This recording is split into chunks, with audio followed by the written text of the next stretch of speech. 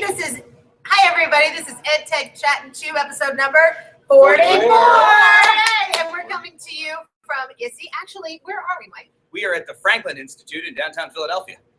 That's not a great place where we're all really close to, except for you. No. So we've got people from all over here. Real quickly, where are you from? Southwest Iowa, North Carolina, South Carolina, Greece, Kansas, Ohio, North Carolina, Andover, Kansas. Andover, Kansas. And then Mike and I, you've seen us many times. But what we've been doing here today is these are the Skype master teachers. Yay!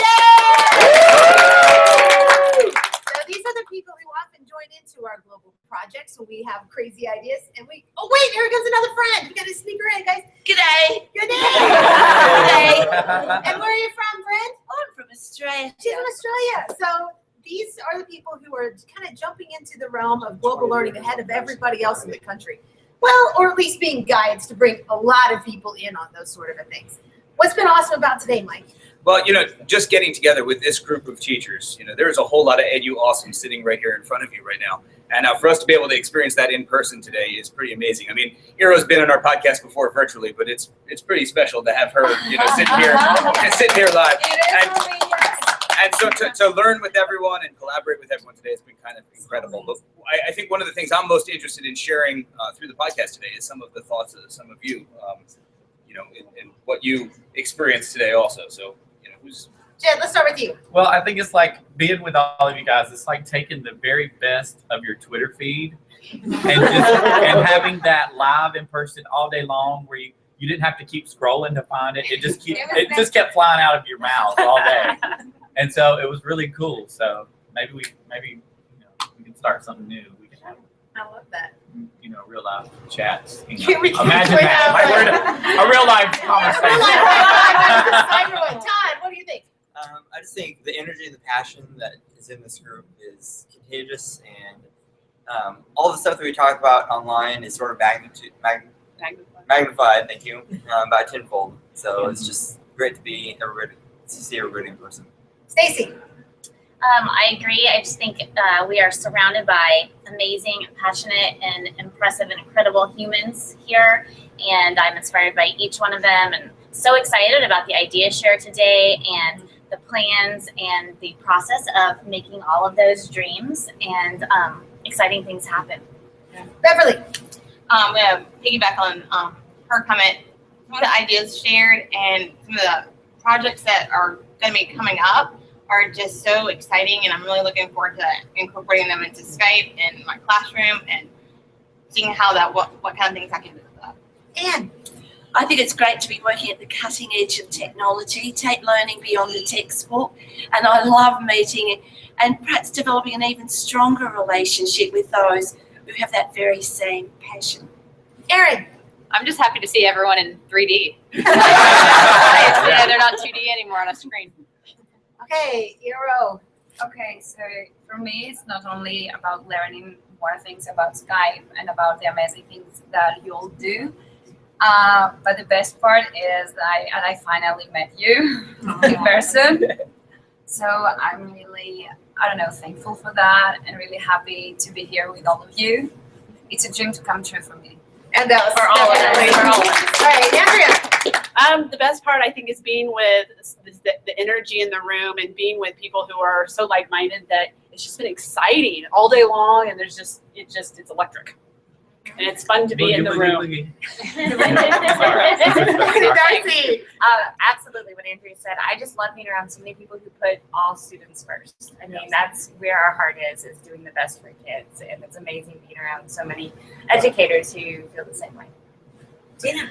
I think it's really heartwarming to know that the faces on the other side of the screen have such genuinely big hearts and such creative minds once you get them in person. I always assumed so, but it's very refreshing and very comforting to know that on the flip side of the screen at Skype, there are people who have fabulous creative ideas and big warm hearts and are incredibly friendly and willing to share their ideas with everybody. Micah. Well, you always hear two heads are better than one. All of these heads are better than one, and just the creativity and the collaboration, it's contagious, and the passion that we're going to bring to our students is just awesome. You know what's really cool though is all these projects that we've created, whether you've created them or we've created them or collaboratively, you know, we see the evidence of students online, but to see each other, that's just genius to me. Yeah. You know, so often we talk about how we can give experiences to kids, and you know, when you think, you know, a lot of us didn't know each other a year ago, 2 years ago, you know, and that just goes to show you the power of collaborative learning, the power of social networking, the power of Skype to bring people together, because I know that I'm a better teacher and a better person for having known all of you over the last year. And, you know, I'm so appreciative and thankful to, you know, Wendy and Kate and Skype in the Classroom for bringing us together and for allowing me to grow through all of you. So that's been special. And real quickly, the coolest, or one of the coolest experiences that you've had using Skype with students. Give you a moment. Time. I would probably say a recent writing project that we had. So we partnered with a class in the UK, and they challenged our class to write adapted Robin Hood stories, and we challenged their class to write adapted Wizard of Oz stories. So it's a great chance for us to talk about story elements and how do you change a story. And it kind of reflected each of our cultures a little bit. And then we paired our students one-to-one, and then we exchanged papers. We had a chance to write some feedback, and then we Skyped back together and said whose story we read and why we liked it, and just to see the connection that we're making from fellow fourth graders that we hadn't known before was really powerful. And my students are culturally, geographically isolated in a small rural area, live on farms. So our parents and their students from year 7 and prospective parents for next year came in for their parent information evening. And our Skype connection, to show the magic of technology, fell down with India because their power went off. So I got onto Skype, and Michael, who was visiting Kenya, and Livingston, who's an amazing teacher, were online. Their students connected with mine and to the parents. One of their students taught Swahili. They took us on a virtual tour outside that small remote classroom in Kenya, and parents were absolutely amazed what technology can do to bring learning into a real situation. Beverly. We had the opportunity to Skype a class in Nepal. A couple of weeks later, they had the earthquake, so we were able to raise money for this school. So it became a class project, but a whole school and community project. So it was a good way to get the kids. Well, the kids were really concerned. They were really engaged and so genuinely concerned about their friends in Nepal after that Skype. So that was right on. This is more of a personal story. I started using Skype about 2 years ago, and I connected with who's now one of my best friends from Perth, Australia. So last summer, I decided to go visit her and her class that we had been connecting with for the entire year. And in May, we Skyped with a marine biologist who focuses on sharks. And less than a month later, I was in the Indian Ocean swimming with sharks because I was pretty much inspired by that Skype call. And so I still have students come back and ask me about that trip. They saw me kind of model risk-taking and traveling and just seeing the world. And so my students continually ask me and tell me that they want to travel and they want to experience more than just our little town. All right, Andrea, one of the coolest Skype experiences. Well, it kind of was a residual effect of Skyping. Was school's been out for a couple weeks for us, and I had a student who came up to me at my son's friend's birthday party, and she just goes, "So, Miss Friend, what are we gonna do next?" And I just go, "That's up to you. What do you want to do?" And she goes, "Well, you know, we got the 6th graders and 7th graders. They know what's going on, so we have to get and everybody's gonna move up. But now we just have to get our 6th graders up to speed, and we're set on anything." Love that. Stacy. My favorite Skype moment has to have been related to Project Link, which I know a lot of the podcast viewers have heard all about Project Link, but was when Mike was visiting the schools and the life straws were actually installed and passed out, and we had 6 Skype master teachers on the call, and many more classrooms, 8 classrooms maybe, on the call, and we got to see all the hard work that our students had done and dreamed and hoped for and worked really hard for.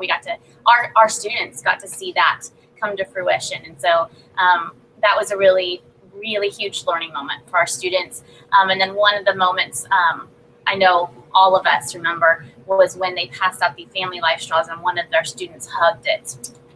And so that was just a big moment for students, us, and just to show the long-term effects and everything coming full circle. Hero? Well, mine is related with Project Link 2. I think it was a Skype call with Meryl Reiter, who was the representative of the Vestergaard live show filter company. So kids presented the whole project, and they asked Meryl to partner us, and she decided to give them 4 water filters, which then upgraded to 7 water filters. It was a huge moment for the kids because they realized that they made a difference that day. So I think that this was the best Skype call that we had. It's really using Skype as a springboard for more. Yes. You did. Well, I love that all these were so awesome and so sentimental, but mine, is always tied to music, and it was pretty awesome to lead the Hokey Pokey on 3 continents at one time. Pretty cool. Darcy? I started using Skype because I taught at a school that was only 1 class per grade, and I wanted my kids to be able to communicate and work with other kids in other classes. So we Skyped with the school in my district, but on the other side of the district. We'd Skyped a couple times. Come Christmas, we had a new student come, and it was a big deal when we got a new student at my school because it was so small. And she walked in the door, and she looked at everybody, and she just started calling out their names, and she was so excited because she had come from the class that we had been Skyping with. And she came up to me at the end of the day, and she said, I was so scared and worried about coming to a new school, but because we Skyped, I already felt like I had friends. And I was hooked. Yeah, so good.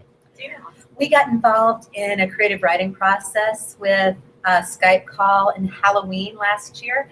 And as it turned out, the people that were in charge of this creative writing contest also were developing a game in a beta version. And my kids' stories got incorporated into their game. And because of this Skype call that we had done with these folks, the different variations of the game took on the different aspects that my kids had designed, and we had a year-long collaboration with these game designers back and forth via Skype in the classroom, asking for what my kids thought should be included in the game, what would be an interesting aspect for the game, what would be some new creatures to put in the game, and the continual learning and the reality of the situation and seeing their work come to fruition was very empowering for my kids.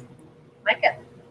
Has to do more with the type of Skype experience. I am in love with the global learning projects that are put together, the virtual Valentines, the gingerbread communities, Squiggles of Awesome. It's just so amazing how we can connect all over the world with those types of projects, just to show kids that there are other kids out there like them. Even though they're a world away, we break down those classroom walls and learn. I think the most powerful call I've ever been on is certainly the 7 or 8 classrooms that we had together when I was able to show the classrooms that were involved in helping others with Project Link, the fruition of their efforts and just how important it was. And, with kids dying of cholera at the very time that we were providing water filters that would literally save children's lives was amazing. But it was a Skype call a little bit after that. After I got back home from Kenya, I shared pictures of lots of animals that I had seen on safari in Kenya, with some of my students in my school. Different grade levels modeled different lessons for them through slides where I showed them different pictures. But I promised the kids at the Chiri Education Center in Kenya that after I got home, I would share our animals back with them. And so I pulled the 3rd grade class, and I spent a couple of days putting together a slideshow of animals in northeastern Pennsylvania. And I had our 3rd graders Skype in with the kids in Chiri, just like I promised, and I had them share the different animals that we have in northeastern Pennsylvania, and to continue that experience, that connection that I made with those kids. And I fell in love with those kids. I mean, I love them as much as any other students I've ever taught before. And for me to be able to connect those 2 groups of students and to lead that experience, to show them that it wasn't just me coming for a couple weeks and then leaving and forgetting them, but that the learning was going to continue going forward was pretty special for me. So.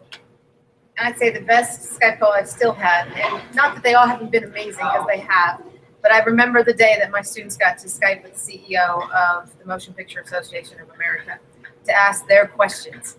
And this is 2010, so it's been a few years, but I knew when I saw them ignite having their questions, their curiosities answered by an expert, I was never going to teach any other way again. And I don't know about you guys, but this is another one of those teacher crack kind of things for me, you know? The more you hear those kids go, oh, and I'm excited, and I can't wait to do that, and I see that in the teachers who want to try that too, I'm like, yes, let's do it again, and I'm completely addicted. Are you all on the same page? Oh, yes. Yes, definitely. So I think more people should Skype. Oh, yeah. Yes. Alrighty. So Mike, we should have said we have for lunch today. Yeah, so it is the Ed Tech Chat and Shoot podcast. So we all had the same thing for lunch since it was catered. But we had a great selection of sandwiches, and there was salads. And did anyone else have the chili? The chili was good. The chili was good. Yeah. So lots of tasty things in the menu today. All right, friends. 2 thumbs up today. Yay! Thanks,